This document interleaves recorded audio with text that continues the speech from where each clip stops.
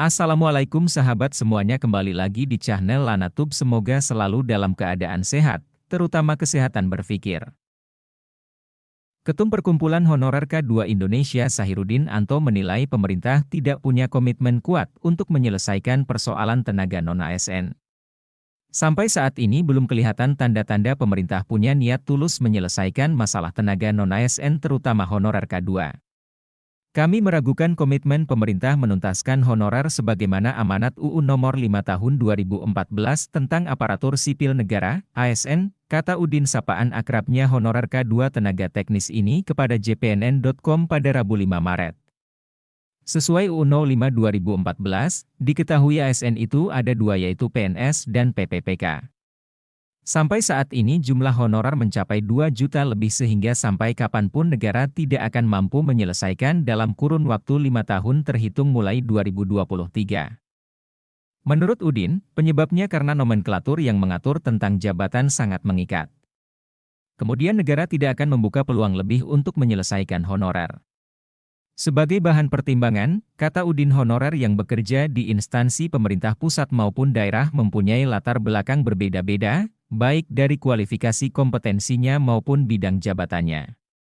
Guru, tenaga kesehatan dan penyuluh adalah kelompok jabatan yang sudah berada dalam jabatan fungsional sehingga kualifikasi pendidikannya sangat jelas dengan standar minimal D3. Kelompok jabatan teknis administrasi lain yang bekerja di instansi pemerintah daerah didominasi kelompok jabatannya adalah struktural dan sebagian kecil jabatan fungsional. Ujarnya, ditambahkannya jabatan fungsional sejak 2021 bagi pemerintah daerah sangatlah baru sehingga untuk menjabat pada jabatan fungsional melalui pengangkatan pertama, perpindahan dari jabatan lain, penyesuaian dan promosi. Dia melanjutkan yang menjadi pertanyaan saat ini adalah dalam sistemnya terhadap kebutuhan dalam jabatan dimaksud apakah sudah memenuhi ketentuan sesuai standarisasi jabatan yang lahir sesuai tuntutan dan keinginan pemerintah? Dia yakin perpindahan dari jabatan, penyesuaian dan promosi jabatan dari struktural ke fungsional sudah pasti belum memenuhi prasyarat dari jabatan fungsional bagi PNS yang mensyaratkan kompetensinya belum memenuhi syarat jabatannya.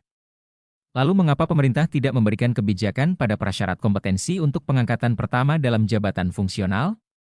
Bapak Presiden yang saya hormati, Pak Menpan RB yang kami banggakan, untuk menyelesaikan honorer yang begitu besar jumlahnya dan tuntutan regulasi yang begitu banyak. Kami tidak yakin pemerintah akan mampu menyelesaikan persoalan honorer ini baik dalam waktu dekat maupun berjangka, tuturnya. Alasannya, kata Udin, karena formulasi yang ada memberikan batasan terhadap penyelesaian dan pengangkatan honorer menjadi ASN. Lahirnya Permenpan RB Nomor 13 Tahun 2016 menjadi bencana bagi instansi pemerintah daerah yang berlatar belakang pendidikan SMA, karena pintu masuknya telah tertutup pada jabatan arsiparis yang berstandar pendidikan terampil. Sebelum terbit Permenpan RB Nomor 13 Tahun 2016, nomenklatur jabatan arsiparis bisa diisi pemula. Dalam Permenpan RB Nomor 48 Tahun 2014 Pasal 7 Ayat 2 Bab 4, menyebutkan jenjang dan jabatan arsiparis kategori keterampilan yang terendah sampai tertinggi, yaitu arsiparis pemula, arsiparis terampil, arsiparis mahir, dan arsiparis penyelia. Udin mengungkapkan bahwa hal inilah yang menjadi hambatan bagi tenaga SMA untuk bisa dibukakan formasi ASN pegawai pemerintah dengan perjanjian kerja.